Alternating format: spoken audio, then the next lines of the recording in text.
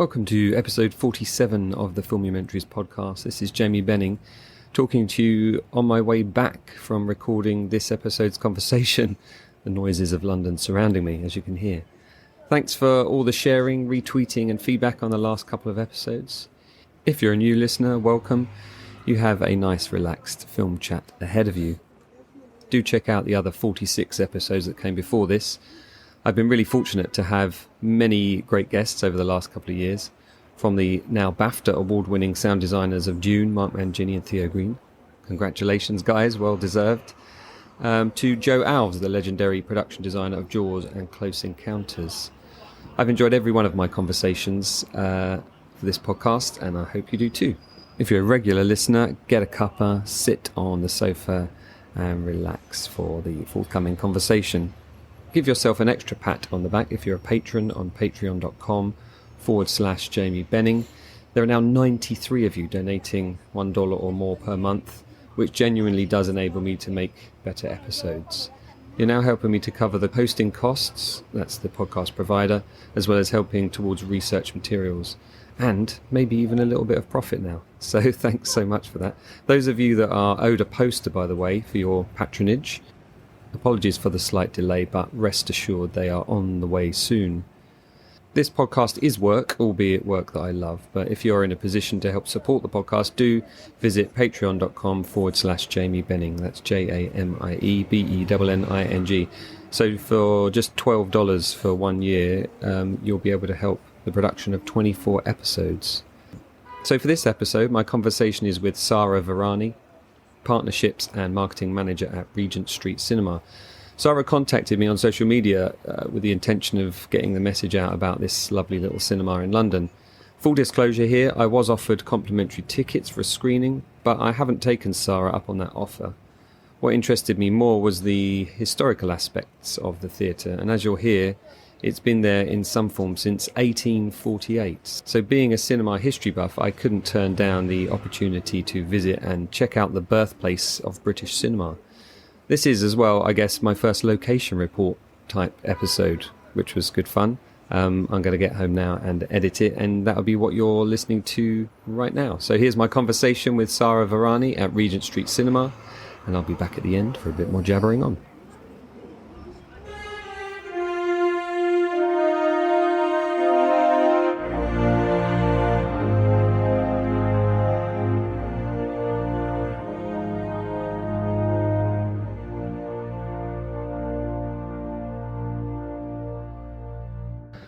Wow, this is really nice. Oh, welcome. How many seats have you got here? We have 186 seats. We have a few more than that, but 186 seats with kind of really clear view of the screen. And what was the original purpose of this? Was it a purpose-built cinema? It was. So there's a very, very long history here. The building was kind of built in 1848. Huh. And it was actually the world's first optical illusion theatre. And there are a lot of firsts that kind of came with that. So in 1862, one of the kind of professors at the university, John Henry Pepper, actually recreated Pepper's Ghost, which comes from the Charles Dickens' The Haunted Man performance. So yeah, Christmas Eve 1862, that was first performed in this theatre, which caused quite a stir. And how did they achieve that? What was the kind of technology they were using then? I mean, I'm not an expert at it, but it's mirrors, it's lighting, it's that optical illusion technology that was kind of being formed at that time. It was the cutting edge of performance and theatre in the 1800s. So that was the main purpose of it. So think magic lanterns and optical illusions. And then it wasn't until 1896, so, a good generation later, it then became a cinema. Well, more of like a venue for hire, really. Mm-hmm. And that was when the Lumiere brothers did their first screening to a paying audience and showcased their cinematography machine. Wow. And so this would have been in the time where this was completely new to everybody. Yet by the 20s... there were apparently 500 cinemas in London. Yeah, it was such a booming business. But because the cinema has always been part of what used to be the Polytechnic institution and is now the University of Westminster. There was a educational purpose for this building, so it wasn't a straight cut cinema for quite a long time. And I know that it's got a bit of a history here as well for being one of the first cinemas to show an X-rated movie. Yeah, that's right. What was that? It was La Vie en Domaine, I think. Excuse my very, very poor French accent. And that was in 1951. And there's a lot of research that's kind of got into that whole period in the 50s. And the cinema was run, it was called the Cameo Poly Cinema, and it was run by a chain, the Cameo Cinema chain. And the people that ran it kind of described it as, being on the boundaries of art and sex. So it was, the two things go hand in hand, obviously. And it was seen as quite a prestigious kind of art house venue rather than kind of, seedy. And yeah, it very much was kind of part of the cultural kind of hub of London, actually. So yeah, it was a very interesting part of the history. It's a great spot here, actually, because it's just up the road from Oxford Circus Tube. Obviously the BBC as well, BBC Radio just up the road. Must have been prime location for an art house cinema. It was, and obviously there was a lot in a lot of cinemas in the 20s, like you just mentioned. But bear in mind in the the 1900s, the Tube was kind of just getting off the ground. So originally there was what is now Great Portland Street Tube Station, and then thereafter there was Oxford Circus Tube Station. So we were literally in the middle of those two kind of transport kind of sections. So it worked really well for the space. It's funny sort of thinking back to a time before cinema existed, because it just becomes so natural to all of us that we just go to the pictures and sit down for a couple of hours in the dark and watch something. But it must have been quite the revelation to see those early films, particularly like Lumiere Brothers here. I mean, that's huge. It was huge, and it was just a real moment in time, actually, which we're really proud of. But that first film was 17 minutes long. So it wasn't, massive, and it was only shown to 54 people. But the people that were in the room were all press. So that was how word got out about this fantastic new machine. And even the technology that was put on show that day, it wasn't necessarily kind of brand new. It was just the fact that they stitched all of these images together for the first time. And it was a silent movie. There was no sound then at all. It's really just part of the evolution of what we now know as cinema. You do, talking of silent movies, you do have an organ here, don't you, as well, for we do, yes. silent movies. In fact, we're sitting right where it would go, is that right? Yeah, so yes, it would go on the stage, and this certain part of the stage lowers because the Compton organ is enormous. And it was it was when the talkies had just come out, and it was installed in 1936. So you can imagine like a silent film being playing, and then this would be the kind of accompaniment to it. And then when the talkies kind of came, it would kind of be part of the entertainment and the theatre of coming to the cinema. Yeah, I've been lucky enough to see a couple of silent movies with accompaniment by Neil Brand on the piano, who used to frequent the BBC film programme as well. And it really is something to have live music with a film. In fact, I'm going to the Royal Albert Hall this autumn to see Return of the Jedi with the London Amazing. Symphony Orchestra, I think it is, or an orchestra anyway. So that's going to be very cool. I think cinema has always tried to strive to be an event, hasn't it? And, coming forward in time here to where we are now, we've had a difficult couple of years. Generally, cinemas have had a very difficult couple of years. How do you get through something like the pandemic? How did you adapt, and what did you do to make sure you could come out the other side?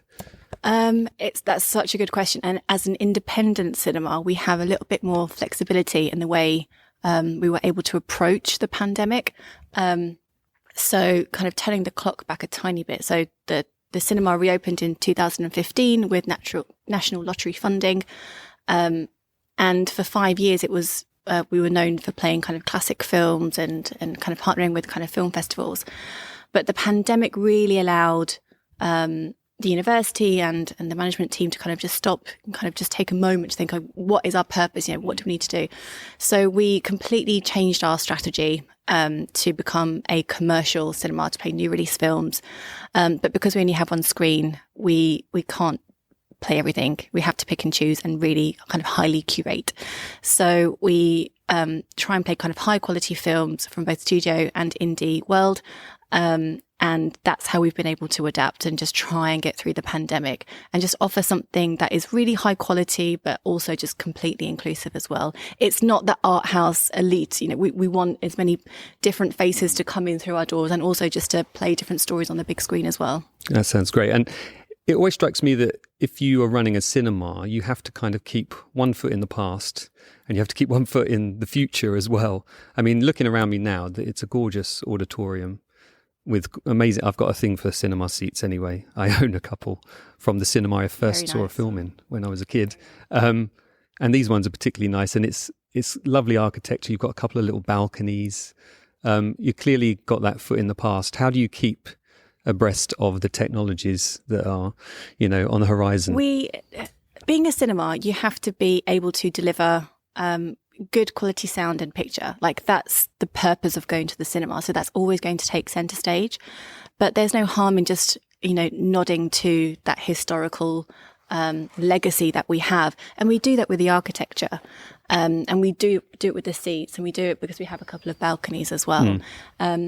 With the architecture, there are some, the kind of core and outer shell of the building has remained remarkably the same, actually, since 1848. And there are some similarities even today. So, for example, the curved ceiling, that was, that's original, well, albeit refurbished. And even the kind of lighting at the top, that was originally a skylight going up to the roof. That's obviously not natural skylight today, but just in keeping with that original architecture and design is just that nod to our past. But it's by no way all of what Regent Street Cinema stands for. So the quality of the screen, the quality of the sound is just as important. Cool. Do you mind if we have a little wander up Let's just to have a look at the view from the other side? So we're at the bottom at the moment, and we're just walking up the steps. There's something so special about cinema to me, in that it's one of the few places in the world now where you can just go, switch off your phone if you're a decent human being, and just relax in the dark and be entertained. And there's something still magical, isn't there, about being in a cinema? We've all got our favourite cinemas. Yeah. Some people have their favourite seats within the favourite cinemas. And I'm sure this is the favourite cinema of some people. We're so lucky that our patrons, our guests, they come back because they appreciate the kind of the customer service that we provide, and the fact that it is just a really special venue. And the seats are just really lovely. We've got name plaques on the back of each and every seat. I don't know if you've noticed. I'm just going to sit down and have a look. So these are donators who kind of helped us get the cinema refurbished in 2015. We have a few famous people in here as well. So Neil Purvis, who is one of the screenwriters for 7 Bond films. Yeah. He is an alumni of University of Westminster. And there is a plaque near the bottom with his name on it. Very cool. Sandy Tosvig as well has a plaque as well, and various producers, directors, professors who have worked at the university, etc. So it's a nice kind of little element to find who you're going to be, whose seat you're going to be in when you come here. Yeah, that's great. Have they all got plaques on? Yes. Oh, nice. So there are no spare ones for anybody that might want. I'm afraid not, no. And, we're talking about keeping a foot in the past and keeping a foot in the future. Now, I know obviously everyone expects the kind of 4K projection these days. Do you have the ability, I'm just looking up at your projectors now, do you have the ability for both film and digital? We have 35mm as well as a 4K. There isn't as much kind of requirements for a 35mm these days, but it is something that we can deliver for kind of certain special screenings. And there is a 16mm somewhere, but I think it's obviously quite difficult to maintain and kind of get the parts for that. So that's something that we're looking into. But yeah, it's nice to have the options to do different screenings. And you offer this for private hire as well, you said. And what kind of events do people hire it for? Is it birthdays, or is it, one-off screenings? Is it showing new movies to producers maybe, or is it ever used as a screening room or for press? Yes, it is. Yes. Yeah. So we do influencer screenings, multimedia screenings, press screenings. We don't really do birthday parties. It's not really for that. But we work with corporate brands as well who hire it out for their town hall meeting or something like that. Sure. But it's mainly screenings, Q&A, panel sessions. So, we for the corporates tend to use it in the mornings. And we are, close to the public anyway then. So that's, a great time for us. And then for evenings, they tend to be more kind of film related, and working with distributors or, production companies who need to use the space. So what are your kind of hopes for the cinema? How long have you been working here and what is the job you were brought on to do? So I started in August 2020, and the cinema had been closed, for a fair few months by that point. And I'm part of the new management team here to kind of, as I mentioned before, kind of turn it around and really ensure that people know that we are a commercial cinema now. We don't necessarily just play repertory films. And my job is really to, ensure that people know what we're playing, and I look after the website, all the marketing, but also kind of play a part in developing our private hire business as well, and ensuring that, people know that we are available to hire. We can't do every single hire. We are still a commercial cinema, but we certainly want to work with the right people. And just essentially kind of working with audiences and getting them through the door. It's just one screen here. I shouldn't say just one screen because it's a beautiful screen, but it must present some scheduling issues when you have multiple films needing to be shown here. But I think the one thing that you have here over a multiplex is, I can walk into any multiplex and they're kind of faceless, they're kind of characterless. Part of the character of this cinema is the building. What kind of challenges do you face in terms of scheduling movies and keeping distributors happy? It's a good challenge actually, and we've got a fantastic programmer, Sophie, who does a fantastic job working with all the studios. And as I mentioned before, because we only have one screen, it really is about curating the right content and really understanding what the audience and the people that come to Regent Street Cinema, what they're looking for. And it's, like I say, it's not necessarily everything that you would get at a multiplex. We have to pick and choose. And Sophie does a fantastic job of doing that and really balancing the types of films, whether it's world cinema or documentaries or the latest British kind of, film that's come out. Something like The Duke is a fantastic example of a film that is absolutely right up our street. But equally, we will be playing The Batman as well. So we have to, Sophie has to make a call all the time, every day as to what will work and what isn't quite right for us.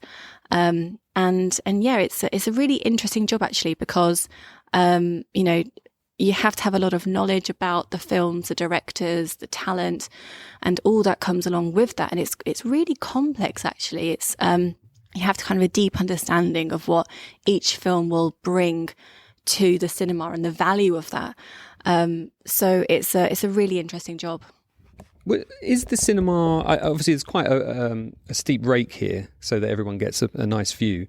Would the theatre have been like this originally? No. So originally, I'm going to sit down in one of our comfy seats. So originally there was a full balcony at the top here where we're sat. Right. And you can see that partition with the kind of two smaller balconies on each side. And then at the bottom, it was just all flat. Right. So when they refurbished it in 2015, they changed it so that, every single person in the auditorium has such a great view of the screen because the rake is so high. But one of the reasons for that is because originally it was a full balcony. But doing some kind of research into kind of the architecture of the cinema, before it even had this balcony, before then, it was called the Marlborough Hall. And it was really a place to do kind of exhibitions and that kind of thing. So there was no balcony then. It was just kind of one hall room. However, there is some original balcony at the back of the screen that I can show you a little bit later. Cool. And for some reason, they kept that in. No one uses it. It's like it's all at the back of the screen. But it's just a really kind of interesting kind of element that they kept. And it was almost like a viewing platform for whatever was happening in the hall. Should we go for a little wander then? Yeah. It's really lovely, I'm so glad you like it. I'm definitely coming back. Unfortunately, I don't have the time today to see a film. I like all the, presumably, if not original details, then, sort of honouring what the original details would have been. Yeah, yes, definitely. Absolutely. A lot of this kind of Regency work here, I can show you some paintings and illustrations of what it used to look like. Yeah, great. Okay, so we're going up onto the stage and behind the screen. I'll get my torch out too. So this is the organ that we have here. So do you have a resident player or choice of players? We do have a contact in the Compton organ world. A niche market. A very niche market, yes. But he is fantastic, as and when it's kind of appropriate to do so. This is the kind of original balcony at the top here that you can see that goes all the way along. Is that all ironwork up there as well? Yeah. Yeah. Like a staircase. It's fairly spooky. Especially as we are in the dark. Yeah. It's very cool. All these years of going to the cinema and I've never been behind a screen before. First for everything. And you have a bar area because, most cinemas these days we expect, particularly one of this quality, we expect to have the sort of full experience, don't we, and be able to come and grab a drink. That's the nice thing about, like you say, the kind of immersive experience, because it's quite a grown-up cinema. You have a bar, grab a glass of wine or, something bubbly just before you go into the auditorium. And, of course, the must-have snacks. Yeah. Is there any sign of any other historical things here? Is there any leftover projectors or anything like that, or lights? Or I noticed that you've got a cinema-style light over in the corner there. We don't have them here. However, there was a project by the University of Westminster. So last year marked a 125-year anniversary since the Lumiere brothers first kind of came to Regent Street Cinema and, showed their cinematography machine. And actually the film students who are part of University of Westminster next door, who are based up in Harrow, recreated the projector. Oh, wow. It's actually a magic lantern, which kind of predated the cinematography machine. They brought it down and it was absolutely fantastic. And they recreated how the films that were shown. Wow. Which was amazing to see. And that was to celebrate 125 years. Cool. If we can find any snaps of that, I'll definitely share. Oh yes, I've got some snaps of that. Some links absolutely. As well. Great. All right, so we're outside. What's the plaque telling us here? So this is our Pink Floyd badge of honour, I think is probably the best way to describe it. Nick Mason, Roger Waters and Richard Wright are alumni of the Regent Street Polytechnic, and that's where they formed the band. Very cool. The history just goes on and on with this place. All right, let's go back inside. So there were performances here as well as it was a theatre as well as a cinema. It was in the 70s. It was a theatre until 1980 when it completely closed. It wasn't, proper West End theatre shows or anything like that. So, but yeah, for a good 10 years, it was a theatre show. But before then, it really, hosted a lot of premieres. And in 1970, Laurence Olivier came here for the premiere of his film Three Sisters. Very Princess cool. Anne was here. So there is definitely a kind of certain nod to that kind of prestige from that era. Do you arrange any Q&A events here as well after screenings? Yeah, we do. So it's not all the time, but whenever we can get a kind of a Q&A sorted out, we will definitely do that. So one that I worked on was Neil Purvis and Robert Wade, the writers of 7 Bond films I mentioned earlier. They did a Q&A for us before a screening of No Time to Die. And that was amazing because we were able to really understand the process, and they've been writing it for 20 years. How do you kind of get up and kind of go again for the 7th film? And they did all the Daniel Craig films. And that journey and that process that they were able to discuss at that Q&A was just so amazing to find out how they did that. But we've also done Q&As and worked with Studio Canal around the 10-year anniversary of Tinker Tailor Soldier Spy. Right, we had the director here, producer, I think one of the screenwriters as well. So that was another really great example of, real great piece of insight into a bit of film history. I'm sure there aren't now 500 cinemas in London, but you've obviously got your competition right on your doorstep here. So what is it about the Regent Street Cinema that brings people here? Oh, it has to be the experience. I mean, the film is, obviously first and foremost the most important part of any cinema trip, isn't it? Because you come for the stories. But I really do believe that going to the cinema is a kind of a premium experience where you can completely shut yourself off from your real life. Your phone is switched off, or at least on silent, I hope. You don't have to worry about replying to that WhatsApp message. You don't have to think about, I need to, go and give the kids their dinner or whatever. That's all behind you. You can just sit back and really enjoy, kind of being engulfed into a story and really being immersed into it. And that's something that I think can't be replicated anywhere else. I think streaming is fantastic and it's a part of everyday life now, but it is just a different experience because when you are watching something at home, it's not the same sound quality, it's not the same picture quality, and you still have those distractions. It's really important. I'm not trying to kind of take away from it, but it is just a different experience. Yeah, I've watched a film recently, both on streaming and then in the cinema, and there were scenes that I completely missed because my phone was buzzing, the doorbell rang. There is something, as I said before, just about sitting in the cinema, the lights go down. There's a big sort of exhale moment for me where I just kind of think, right, I can focus. Because that's one of the big things these days, isn't it? We're all so easily distracted and our attention spans have shortened thanks to social media and everything else. And cinema gives us that chance to just kind of switch off, focus on one thing. And it transports you, doesn't it? It absolutely does. And thankfully, there is a backlog of really great films coming out now. Because of the pandemic, production halted for a very long time. And also, studios were quite rightly nervous about, releasing something, and there were a lot of delays. But now we're in a really great position where we have a lot of great films coming out. So there's going to be a lot of choice for audiences to come out and see, everything that they've been waiting for. Well, I'm definitely coming back. It's a stunning building, and I love, this podcast is about film history, and I love the fact that we can see a brand new film in a historical building, and I don't know, some of that history kind of soaks into you when you sit in a building like this. It's a wonderful experience. And a lot of people don't know we're here. I mean, considering we are so close to Oxford Circus, literally 2 minutes away from the tube station. I think maybe because we're just north rather than south, it's a bit of a hidden gem. So when people do discover us, like, I didn't know you were here, or wow, I'm going to come back. And that's just so nice to hear.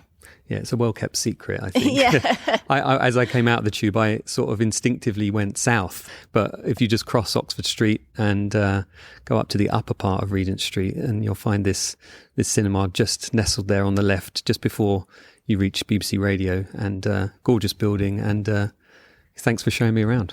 Very welcome. Come back anytime. I will. Maybe this week.